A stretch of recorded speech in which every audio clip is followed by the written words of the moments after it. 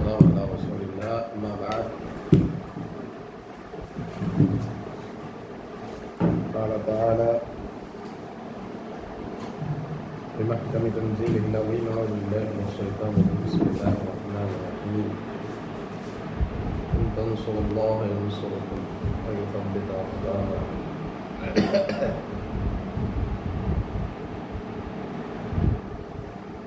அல்லாஹ்வுடைய மகத்தான கிருபையினால் இஸ்ரா மிஅராஜ் சம்பந்தமாக பார்த்தோம். இதனுடைய தொடர்ச்சியாக சில அற்புதங்களை குறித்தும் நாம் பார்த்திருக்கிறோம். இதனால் ஸல்லல்லாஹு அலைஹி வஸல்லம் அவர்கள் காட்டிய சில முஅஜிஸத்துகள். இதுக்கு பிறகு நபிகள் நாயகம் ஸல்லல்லாஹு அலைஹி வஸல்லம் பல இடங்களில் போய் பகிரங்கமாக என்ன செய்கிறாங்க, பிரச்சாரங்கள் பண்ணுறாங்க. பிரச்சாரங்கள்னு சொன்னால் சந்தைகள் இருக்கு இல்லையா, சந்தைகள் உட்காது சந்தைன்னு சொல்லுவாங்க, தி மஜன்னான்னு சொல்லுவாங்க, மஜாஸ், இந்த மாதிரியான மார்க்கெட்டுகள் இருக்கும். அந்த மார்க்கெட்டுகளில் தான் பெரும்பாலும் மக்கள் வருவாங்க. எனவே ரசூலுல்லாஹ் என்ன பண்ணுவாங்கன்னா, ஒவ்வொரு மார்க்கெட்டு அந்தந்த சீசனில் மார்க்கெட்டில் மக்கள் கூடக்கூடிய இடங்களில் போய் என்ன செய்வாங்கன்னா, கூடுதலா நீங்கள் லா இலாஹ இல்லல்லாஹ் சொல்லுங்கள், வெற்றி அடைவீங்க அப்படின்னு சொல்லி ஏகத்துவ பிரச்சாரத்தை பண்ணுவாங்க. அந்த மக்களுக்கு அல்லாஹ் தெரியாமல் இல்லை, தெரியும். அதனால் மக்கா குறைஷிகளுக்கெல்லாம் மக்கா குஃபார்களுக்கு அல்லாஹ்வை ஏற்கனவே அறிமுகம் தான். இப்ராஹிம் நபி அலைஹிஸ்ஸலாம் அவர்களுடைய தீனுடைய சுவடுகள் இருந்துச்சு, அவங்க சொன்ன அந்த மார்க்கத்தினுடைய நினைவுகள் இருந்துச்சு. ஆனால் அதில் கலப்படங்கள் இருந்துச்சு. அந்த கலப்படத்தை அகற்றித்தான் லா இலாஹ இல்லல்லாஹ்ங்கிறது என்ன செஞ்சாங்க, ரசூலுல்லாஹ் சொல்லி கொடுத்தாங்க. அதுதானே இல்லையா? அப்போ இதை சொல்லும் போதெல்லாம் எல்லா மார்க்கெட்லேயும் பின்னாடி ஒரு மனுஷன் பின்னாடி வருவார். வந்து நின்று சொல்லாதீங்கன்னு சொல்லுவாங்க. எல்லாம் தத்தபியோ, அவரை ஃபாலோ பண்ணாதீங்க, அவர் சொல்கிறத கேட்காதீங்க, தஸ்மாவும் கேட்காதீங்க, இல்லை ஐயோ இல்லக்கும், உங்களை அவர் என்ன செய்கிறாரு, வழிகேட்டில் கொண்டு போகிறதுக்கு நினைக்கிறாரு. யுரீது அந்த தத்ருக்கும் ஆலிஹத்தக்கும் ஆலிஹத்தாபாய்க்கும், உங்களுடைய கடவுள்களை விட்டுவிட வேண்டும் என்றும் உங்களுடைய மூதாதையர்களுடைய கடவுளை விட்டுவிட வேண்டும் என்றும் இவர் என்ன செய்கிறார், உங்களிடம் எதிர்பார்க்கிறார். அதனால் இவருக்கு நீங்கள் வழிபட்டு போகாதீங்க, கட்டுப்பட்டு போகாதீங்க என்று சொல்லி பின்னாடியே என்ன செய்வான், ஒரு ஆள் வருவான் என்று சொல்லுவான். இதை ரபியா என்று சொல்லப்படக்கூடிய நபித்தோழர் அறிவிக்கிறாங்க, சொல்கிறாங்க.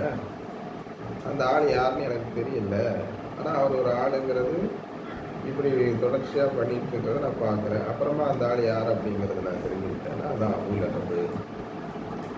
எங்கெல்லாம் ரசூலுல்லாஹ் இந்த மாதிரி பிரச்சாரம் பண்ணிட்டு போகிறாங்களோ, மார்க்கெட்டுகளுக்கு பிரச்சாரம் பண்ணிட்டு போகிறாங்களோ, அங்கெல்லாம் இந்த மாதிரி இவனும் ஃபாலோ பண்ணி போகிறது ஒரு வழக்கமாக இருந்துச்சு. அப்படி இருக்கும்போது தான் நபிகள் நாயகம் ஸல்லல்லாஹு அலைஹி வஸல்லம் என்ன செஞ்சாங்க, அந்த மக்கள்கிட்ட ஒரு அறிவிப்பு செய்கிறாங்க. என்ன அறிவிப்பு செய்கிறாங்கன்னு சொன்னால், மை யஊனி மை யன்சுருனி ஹத்தா உபல்லிக ரிசாலத ரப்பி வலஹுல் ஜன்னா, யார் எனக்கு என்னுடைய இந்த அல்லாஹ்வுடைய ரிசாலத்தை மக்கள்கிட்ட கொண்டு போய் சேர்க்கறதுக்கு ஹெல்ப் பண்ணுறாங்களோ, உதவி செய்கிறாங்களோ, அவங்களுக்கு அல்லாஹ் சொர்க்கத்தை கொடுப்பான், அவங்களுக்கு அல்லாஹ் சுவனத்தை தருவான் அப்படின்னு சொல்லி அறிவிப்பு செய்கிறாங்க. அப்போ ஒரு மனிதர், அவர் யமன் தேசத்தை சார்ந்த அல்லது முலர் கோத்திரத்தை சார்ந்த ஒருவர் என்று சொல்லப்படுகிறது.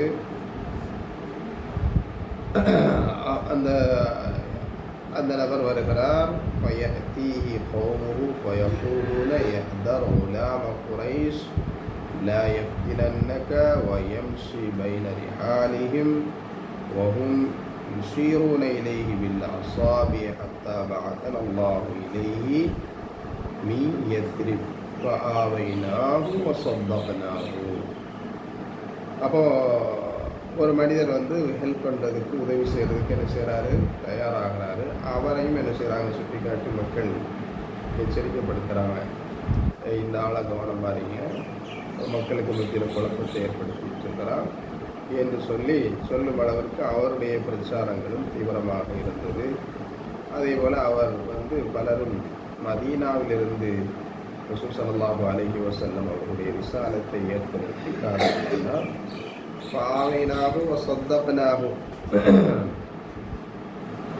அவர் மதீனாவுடைய எல்லா இடங்களையும் போய் சொல்லவே ஏறத்தாழ ஒரு 12 நபர்களை கொண்ட ஒரு கூட்டம் என்ன செய்கிறாங்க, ஹஜ்ஜினுடைய சீசனில் நபியை பார்க்குறதுக்கு என்ன செய்கிறாங்க, வர்றாங்க. 12 நபர்கள், முதல் முறையாக 12 நபர்கள். சரி, யார் தான் அந்த முகம்மது, என்னதான் அவர் சொல்கிறாருன்னு கேட்டும் பார்ப்போம் அப்படின்னு சொல்லிட்டு என்ன செய்கிறாங்க, இந்த இஸ்லாத்தை பற்றி தெரிஞ்சுக்கலான்னு வர்றாங்க. அப்போ அங்கே ஒரு உடன்படிக்கை ஒன்று ரசூலுல்லாஹ்வுக்கும் அந்த மக்களுக்கும் ஒரு உடன்படிக்கை ஒன்று ஏற்படுது. அந்த உடன்படிக்கைக்கு பேர் தான் என்னது, அகபா உடன்படிக்கைன்னு சொல்லுவாங்க. அகபா உடன்படிக்கை. இந்த 12 பேரும் ரசூல் ஸல்லல்லாஹு அலைஹி வஸல்லம் அவங்களை சந்திக்க வந்தது இறைப்பதற்கு மிகுந்த மகிழ்ச்சி. ஆனாலும் இந்த 12 நபர்களும் வெளிப்படையான முறையில் ரசூலுல்லாஹ்வை சந்திச்சாங்களா அப்படின்னு கேட்டால் வெளிப்படையாக சந்திக்கலை. அப்படி ரகசியமாக தான் என்ன செஞ்சாங்க, சந்திச்சாங்க. அப்போ இந்த ஒப்பந்தம் என்ன ஒப்பந்தம் அங்கே நடைபெற்றது அப்படின்னா, ரசூல் ஸல்லல்லாஹு அலைஹி வஸல்லம் அவர்களிடத்தில் இவர்கள் ஒப்பந்தம் செய்து கொண்டார்கள். அலா அல்லா நுஷ்ரிக பில்லாஹ், அலா அல்லா நுஷ்ரிக பில்லாஹி ஷைஆ, நாம் அல்லாஹ்வுக்கு யாதொன்றையும் என்ன செய்ய மாட்டோம், ஷிர்க் வைக்க மாட்டோம். வலா நஸ்ரிகா, நாங்கள் திருட மாட்டோம். வலா நஸ்னி, நாங்கள் விபச்சாரம் பண்ண மாட்டோம். வலா நக்துலு அவுலாதனா, எங்களுடைய குழந்தைகளை நாங்கள் என்ன செய்ய மாட்டோம், கொல்ல மாட்டோம். வலா நஅதி பிபுஹ்தானின் நஃப்தரீஹி மின் பைனி ஐதீனா வ அர்ஜுலினா, யார் பேர்லையும் நாங்கள் களங்கங்களை சுமத்த மாட்டோம், இட்டு கட்ட மாட்டோம், அபாண்டங்களை சொல்ல மாட்டோம். வலா நஅஸீஹி ஃபீ மஅரூஃப், நல்ல விஷயங்களில் இந்த நபிக்கு நாங்கள் என்ன செய்ய மாட்டோம், மாறு செய்ய மாட்டோம். ஃபைதா வஃபைத்தும் ஃபலக்குமுல் ஜன்னா, ஃபைன் வஃபைத்தும் ஃபலக்குமுல் ஜன்னா, இந்த கொடுத்த ஒப்பந்தங்களை நீங்கள் முழுமையாக நிறைவேற்றினீங்கன்னு சொன்னால் உங்களுக்கு என்ன இருக்குது, சுவர்க்கம் கிடைக்கும். வயின் வஷைத்தும் மின் தாலிக ஷைஅன், இதில் எதையாவது ஒன்று நீங்கள் மாறு பண்ணீங்க அப்படின்னு சொன்னால் ஃபஅம்ருக்கும் இலல்லாஹி அஸ்ஸ வஜல், உங்கள் காரியத்தை நான் யார்கிட்ட ஒப்படைச்சிட்றேன், அல்லாஹ்ட்ட ஒப்படைச்சிட்றேன், அல்லாஹ் பார்த்துக்குவோம். இன்ஷா அல்லாஹ் நினச்சா அத்தப வ இன்ஷா கஃபர, அல்லாஹ் நினச்சா தண்டிக்கலாம், அல்லது அல்லாஹ் நினச்சா என்ன செய்யலாம், அவங்கள மன்னிக்கலாம். அது அல்லாஹ்வுடைய விருப்பம். ஆனால் நீங்கள் எனக்கு கொடுக்குற இந்த கரார், அதாவது இறைத்தூதர் ஸல்லல்லாஹு அலைஹி வஸல்லம் சொல்கிறது எல்லாமே நல்ல காரியம்தான். அதனால தான் மக்கள் இருக்கிறாங்க. இப்போ பையத்து பண்ணாங்க, ஃபர்ஸ்ட் அக்கபால என்ன பண்ணாங்க, நாட்டை பிடிக்கணும், தலைவனாகணும், என்ன செல்வங்களை சேர்க்கணும், தான் பெரிய பெரிய பதவிக்கு வரணும், இதெல்லாமா சொன்னாங்க. இப்போ மக்கள்கிட்ட அந்த ஈர்ப்புக்கு காரணம் என்ன, இந்த கொள்கை தான். என்ன சொல்கிறாரு முஹம்மது, நல்ல தானே சொல்கிறாரு, விபச்சாரம் பண்ணக்கூடாதுன்னு சொல்கிறாரு. ஷிர்க் அல்லாஹ்னா அல்லாஹ் தான், அல்லாஹ்வுக்கு வேறு எதையுமே இணை வைக்கக்கூடாது. அதே மாதிரி யாருடைய பொருளுக்கு என்ன செய்யக்கூடாது, ஆசைப்படக்கூடாது. யாருடைய நம்முடைய சொந்த குழந்தை, ஏன்னா அன்னைக்கெல்லாம் குழந்தைகளை புதைப்பாங்க இல்லையா, குழந்தைகளை புதைக்கக்கூடிய ஒரு காலகட்டம், வறுமைக்கு பயந்து கொல்லக்கூடிய ஒரு காலகட்டம். அப்போ இதெல்லாம் நல்ல விஷயங்கள் என்று வரும்போது மக்கள் அதை ஆதரிக்கிறாங்க, அதை ஏற்றுக்கிறாங்க. அப்போ இந்த விஷயத்தை அவர்களிடத்தில் ஒப்பந்தமாக வாங்கி கொண்டதற்கு பிறகு அந்த மக்கள் ரசூலுல்லாஹ்ட்ட ஒரு வேண்டுதல் முன்வைக்கிறாங்க. என்ன கேட்குறாங்க அப்படின்னா, யாரும் சொல்லலாம், நல்ல விஷயம் தெரிஞ்ச குர்ஆனை நல்ல மனப்பாடம் பண்ணி இருக்கிற மக்களுக்கு உங்கள் கொள்கையை தெளிவாக சொல்லக்கூடிய ஒரு நபரை எங்களுக்கு என்ன செய்யுங்க, அனுப்பி வைங்கன்னு கேட்குறாங்க. அப்புறம் ரசூலுல்லாஹ் யாரை அனுப்பி வைக்கிறாங்க, பஅஸ ரசூலுல்லாஹி ஸல்லல்லாஹு அலைஹி வஸல்லம் மஅஹும் முஸ்அப் பின் உமைர். யார் அனுப்பி வைக்கிறாங்க, முஸ்அப் ரலியல்லாஹு அன்ஹு அவர்களை அனுப்பி வைக்கிறார்கள். வா அமரஹு, முஸ்அப் அவர்களுக்கு ரசூலுல்லாஹ் ஏவுறாங்க, ஐயுக்ரிஅஹுமுல் குர்ஆன் வ யுஅல்லிமஹுமுல் இஸ்லாம், அவங்களுக்கு நீங்கள் குர்ஆனை ஓதி காட்டுங்க, இஸ்லாத்தை கற்றுக் கொடுங்க. ஒயுஃபக்ஹும் ஃபித்தீன், மார்க்க அறிவுகளை சட்டத்திட்டங்களை அவர்களுக்கு சொல்லிக் கொடுங்கள். என்றெல்லாம் சொல்லி என்ன செய்கிறாங்க, அனுப்புகிறாங்க. இதனால முஸாப் அவர்களுக்கு ஒரு பிரத்யேக பேர் உண்டு. என்ன தெரியுமா? அல் முக்ரின்னு சொல்லுவாங்க. என்னது? அல் முக்ரின்னு ஒரு பேர் உண்டு முஸாப். அல் முக்ரி பில் மதீனா.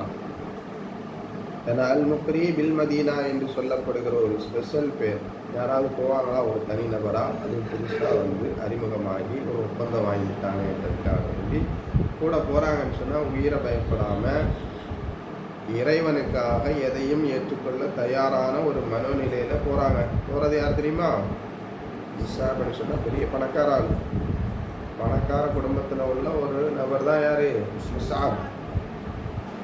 அந்த அளவிற்கு செல்வ செழிப்போடு நல்ல வசதி வாய்ப்போடு வாழ்வதற்குரிய எல்லா நிலைகளையும் கொண்டிருக்கக்கூடிய அந்த முஸாப் அவர்கள் தீனுக்காக இறை தூதர் உத்தரவை ஏற்று மதீனாவுக்கு தன்னந்தனியாக அந்த கூட்டத்தார்களுடன் செல்லுகிறார்கள்.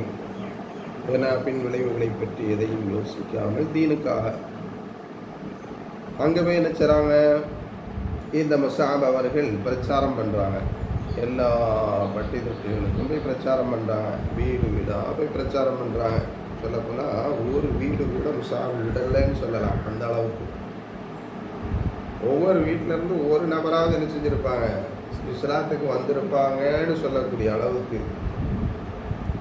ஏன்னா முஸாப் அவர்களுடைய உழைப்பு என்ன தன்னலம் வராமல் முஸாப் அவர்கள் பட்ட கஷ்டம், எப்படியாவது இந்த சத்தியத்தை மக்கள்கிட்ட கொண்டு போய் இறை கோட்பாட்டை, இறை செய்தியை, ஏன்னா இறைவன் வகுத்து தந்த வாழ்க்கை நிதியை மக்கள்கிட்ட கொண்டு போய் சேர்க்கணுங்கிறதுக்காக வேண்டி அங்கே போய் அல்லும் பகலும் பாடுபட்டு கஷ்டப்பட்டு மக்களிடத்தில் என்ன செஞ்சாங்க, இந்த தீன் இஸ்லாத்தை கொண்டு போனாங்க. அப்படி கொண்டு போனதுக்கு பிறகு இது நுபுவத்து 12 நடக்குது. எப்போ நடக்குது? 12. அடுத்து நுபுவத்து 13. அந்த 13னா நுபுவத்துனா என்னது? நபி பட்டம் கிடச்சி ஹிஜ்ரத்துக்கு முந்தி நபி பட்டம் கிடச்சி 13வது வருஷத்தில் திரும்ப ஒரு கூட்டம் என்ன செய்து மதீனாவுக்கு வராங்க. அது அவங்களும் எதுக்கு வராங்க? நபியை பார்க்கணும், அவர் என்ன சொல்கிறாருன்னு கேட்கணும். இந்த 12 பேர் போய் ஒப்பந்தம் பண்ணாங்க. அதுக்கப்புறம் முஸாப் செய்திகளை சொல்லி அங்கே மதீனா ஃபுல்லாக பரவிச்சா இல்லையா? மதீனாவுக்கு அன்னைக்கு என்ன பேர்? எஸ்ரிபுன்னு சொல்லுவாங்க. என்ன சொல்லுவாங்க? அப்போ மதீனாலாம் கிடையாது, இப்போ எஸ்ரிபுன்னு தான் பேர் சொல்லுவாங்க. எஸ்ரிப். அதுக்கப்புறம் ரசூலுல்லாஹ் போனதுக்கு பிறகு அதுக்கு பேர் என்னது? மஸ்ஜிதுன் மதீனத்துன் நபி. அதுக்கு பேர் என்னது? மதீனத்துன் நபிங்கிறத நாம் மதீனான்னு சொல்லிக்கிட்டு இருக்கோம்.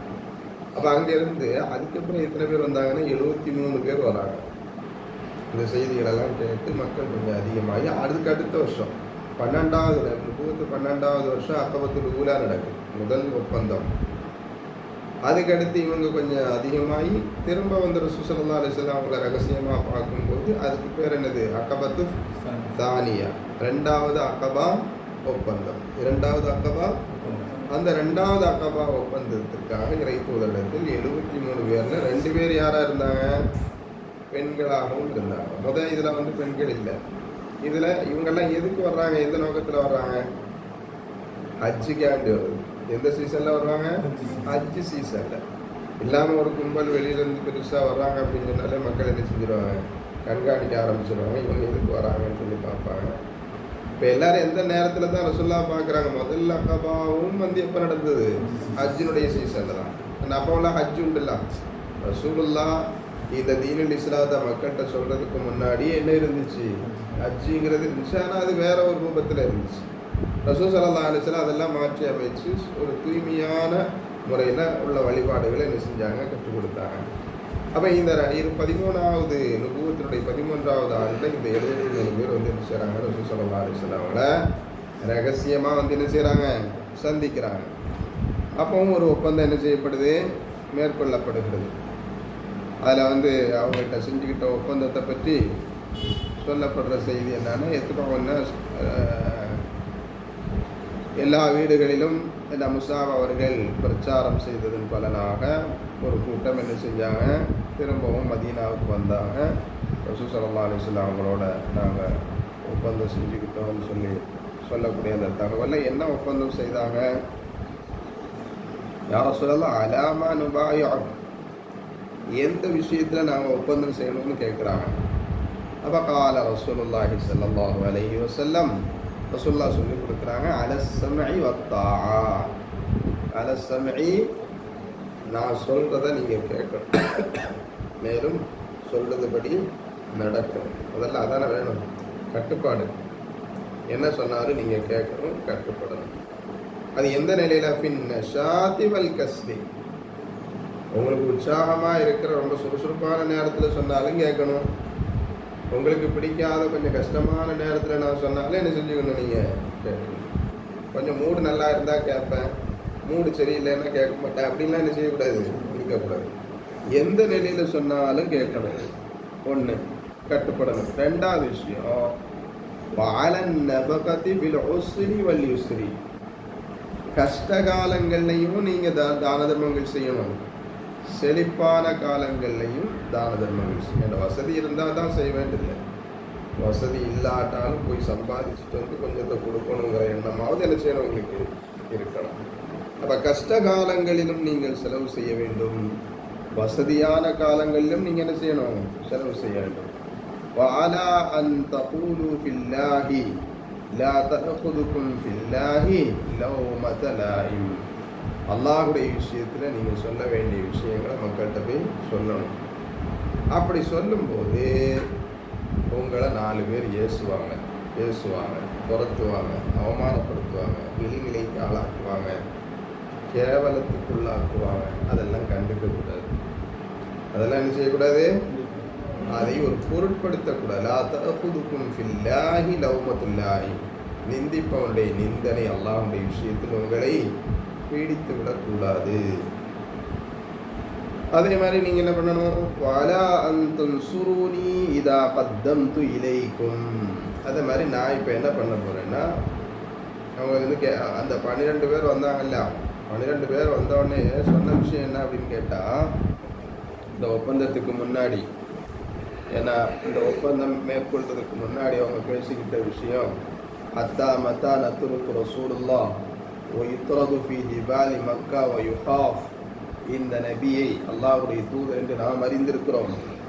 இந்த நபி மக்காவுடைய மலையிடுக்குகளுக்கு மத்தியில் துரத்தப்படுவதை எவ்வளவு காலம்தான் நாம் பொறுத்து கொள்ள முடியும், எவ்வளவு காலம்தான் இவங்களை துரத்துறதும் இவங்களுக்கு அச்சுறுத்தல்களை ஏற்படுத்துறதும், அச்சுறுத்தல்கள் ஏற்படுத்தப்படுவதையும் நாம் எவ்வளவு காலம்தான் பொறுத்து கொள்ள முடியும் அப்படின்னு சொல்லி பேசிக்கிட்டோம். எனவே அவர்களை நாம் என்ன செய்தாக வேண்டும், நம்முடைய பகுதிக்கு அழைத்தாக வேண்டும், அவர்களுக்கு நாம் பாதுகாப்பு கொடுத்தாக வேண்டும் என்றெல்லாம் என்ன செய்கிறாங்க, பேசிக்கிட்டு தான் ரசூலுல்லாஹ்ட்ட வந்து என்ன செய்கிறாங்க, அவங்களுக்குள்ளே பேசிக்கிட்டு தான் ரசூலுல்லாஹ்ட்ட வந்து ஒப்பந்தம் பண்ணுறாங்க. அதனால அவங்க இங்கே வரணும்னு எதிர்பார்க்குறாங்கங்கிறது ரசூலுல்லாஹ்க்கு தெரிஞ்சது இல்லையா. அப்போ ஒப்பந்த விதிகளில் இதையும் கொண்டு வராங்க. எதை கொண்டு வராங்க, வலா அன் தன்சுரூனி இதா கதிந்து இலைக்கும், நான் மதீனாவுக்கு வரணும் நீங்கள் ஆசைப்படுறீங்க, வரலாம் இன்ஷா அல்லாஹ், மதீனாவுக்கு நான் வரேன், ஆனால் வந்தால் எனக்கு நீங்கள் என்ன செய்யணும், முழு சப்போர்ட்டாக இருக்கணும், முழுமையாக எனக்கு நீங்கள் உதவி செய்ய வேண்டும். وَتَمْنَعُونِي مِمَّا تَمْنَعُونَ مِنْهُ أَنفُسَكُمْ وَأَزْوَاجَكُمْ وَأَبْنَاءَكُمْ, உங்களுடைய மனைமார்களை, உங்களுடைய பிள்ளைகளை, உங்களுடைய குடும்பத்தை, உங்களை எல்லாம் நீங்கள் எந்த ஆபத்துகளிலிருந்து, தொல்லைகளிலிருந்து பேணி பாதுகாத்துக் கொள்வீர்களோ அது மாதிரியான எல்லா தொல்லைகளிலிருந்தும் எங்களையும் நீங்கள் என்ன செய்ய வேண்டும், பாதுகாத்துக் கொள்ள வேண்டும். அப்படி நீங்கள் செய்தால் வலக்குமில் ஜன்னா, உங்களுக்கு என்ன கிடைக்கும், சொர்க்கம் கிடைக்கும் அப்படின்னாங்க. அப்போ பக்கும்னா இலைஹி, நாங்கள்லாம் எழுந்து பபாயனாஹு வஅகத பியதிஹி, ரசூலுல்லாஹ்வுடைய கையை பிடிச்சு நாங்கள் எல்லாரும் பையத்து பண்ணி கொடுத்தோம். நீங்கள் சொல்கிற எல்லாமே நாங்கள் என்ன செய்கிறோம், கேட்குறோம். கஷ்ட காலங்கள்லையும் நல்ல நிலையிலையும் எங்களுக்கு பிடித்தமில்லாத நிலைகள்லையும் நீங்கள் சொல்கிறதுபடி நாங்கள் கேட்குறோம், கட்டுப்பட்டு நடக்கிறோம்.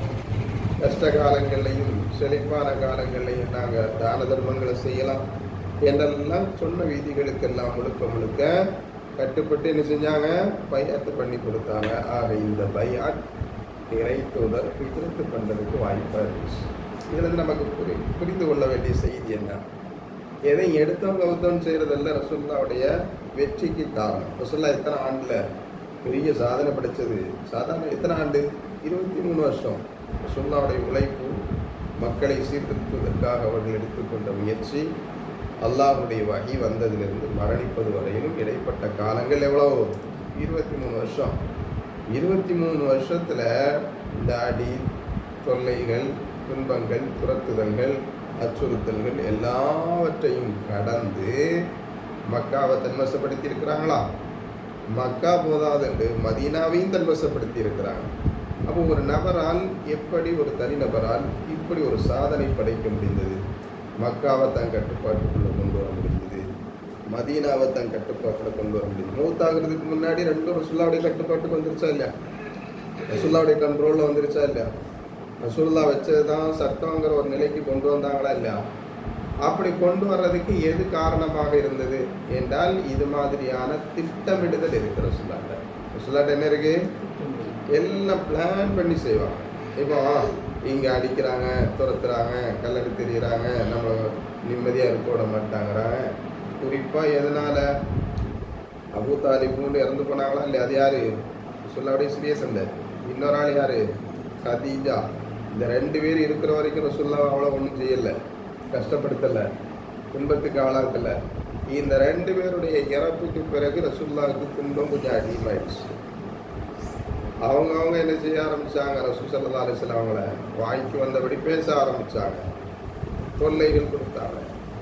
இவரை முடிச்சு தள்ளிட்டாங்கன்னா நம்ம இந்த பிரச்சனை இருக்காதுன்னு சொல்லிக்கிட்டு தீர்த்து கட்டுறதுக்கு வரைக்கும் திட்டம் போட்டாங்க. அப்படிதானே இல்லையா? அப்போ இப்படி இருக்கும்போது இதிலிருந்து விடுவிக்கிறதுக்கு நாம் என்ன பண்ணுறது அப்படின்னு சொல்லி வரும்போது ஒரு ஹிஜ்ரத்துக்கு அனுப்புகிறாங்க. அப்படிதானே இல்லையா? அபஷாவுடைய ஒரு ஹிஜ்ரத் நடக்கா இல்லையா? அபஷாவுக்கு அனுப்பி வைக்கிறாங்க தெரியுங்களா? அது இன்ஷா அல்லாஹ் நம்ம அடுத்த இதில் நம்ம பேசுவோம். அங்கே அனுப்பி வைக்கிறாங்க, அங்கே உள்ள நிலவரங்களை பார்க்குறாங்க. அதுக்கப்புறம் என்ன செய்கிறாங்க? ஹஜ்ஜுக்கு வரக்கூடிய மக்களில் சிலர்கிட்ட பேசி எடுத்து ஒரு சிலரை தனக்கு ஏன்னா தன்னுடைய கொள்கைக்கு ஆதரவாக அவர்களை உருவாக்கி அவர்கள் மூலமாக மதீனாவில் பிரச்சாரம் செய்து அதன் மூலமாக பலரையும் இஸ்லாத்துக்கு கொண்டு வந்து எத்தனை ஆண்டு? கிட்டத்தட்ட 2 ஆண்டுகள் மதீனாவுக்கு போகிறதுக்கு 2 ஆண்டு திட்டம் போட்டுருக்குறாங்க. அப்படிதானே இல்லையா? நம்ம என்ன நினைக்கிறோம்? ஹிஜ்ரத்னா இன்னைக்கு பிளான் பண்ணி நாளைக்கு இறங்கினாங்க அப்படிங்கிறது இல்லை. அங்கே என்னென்ன ஏற்பாடுகள் பண்ணணும்? நான் மட்டுமா போகிறேன்? கூட வர்றது ஒரு சில 100 சஹாபாக்கள் கூட வரணும் இல்லையா? இப்போ அவங்கெல்லாம் கொண்டு போய் எங்கே நான் தங்க வைக்கிறது, எங்கே சாப்பிட்றது? ஏன்னா எலியூருக்கு பயந்து புலியூரில் போய் தஞ்சம் இந்த மாதிரி ஆகிடக்கூடாதுல்ல. இங்கே எலி தொல்லையாக இருக்குது, நம்ம அந்த ஊருக்கு போனால் அங்கே போனால் என்ன இருக்குது, எல்லாம் புலியாக இருக்குது அப்படின்னாக்கா அப்போ இங்கேயே நம்ம இந்த தொல்லைகளை தாங்கிக்கலாமே அப்படிங்கிற மாதிரி வருமா இல்லையா? அதனால போகிற இடம் பாதுகாப்பானதாக இருக்கிறதுக்கு என்னென்ன பண்ணணும் அப்படி திங்க் பண்ணுறாங்க. அதுக்கு எப்படி நாம் யார் யாரை அணுகினால் எப்படி அந்த காரியத்தை கச்சிதமாக செய்ய முடியும், ஒரு பாதுகாப்பு ஏற்பாடோடு ஹிஜ்ரத் பண்ண முடியுங்கிற மாதிரியான ஒரு திட்டத்தோட இறைத்தூதர் ஸல்லல்லாஹு அலைஹி வஸல்லம் அதுக்கிடையில் என்னெல்லாம் பண்ணுறாங்க? முஸாப் ரலியல்லாஹு அன்ஹு அவங்களை அனுப்பி வைக்கிறாங்க. அடுத்தனா இல்லையா? 2வது ஒரு அகபாவுக்கு ஏற்பாடு பண்ணுறாங்க. ஏற்பாடு பண்ணுறவங்கள்ட்ட பையத்துன்னு சொல்லி சில விதிகளை சொல்கிறாங்க. அவங்க அதை அல்லாஹ்வுக்கு பொருத்தமாக ஏற்றுக்கொள்ளுகிறோம் என்று சொல்லி பையத்து பண்ணி கொடுக்குறாங்க. இது எல்லாத்துக்கும் பிறகு தான் அதுலேயும் இந்த ஹிஜ்ரத் பண்ணக்கூடிய அந்த முறைகள் இருக்குது பற்றிலாம், அதுவே இறைத்தூதருடைய ஏன தந்திரபரமான அந்த ஒரு முயற்சி, திட்டமிடுதலோடு கூடிய ஒரு ப்ரீ பிளானோடு ரசூல் ஸல்லல்லாஹு அலைஹி வஸல்லம் அணுகிய அந்த அணுகுமுறைகள் நமக்கு சிறந்த ஒரு பாடமாக இருக்குது. அல்லாஹ் ஜல்ல ஷானஹு வ தஆலா இது மாதிரியான செய்திகளிலிருந்து முழுமையாக பாடம் பெற்று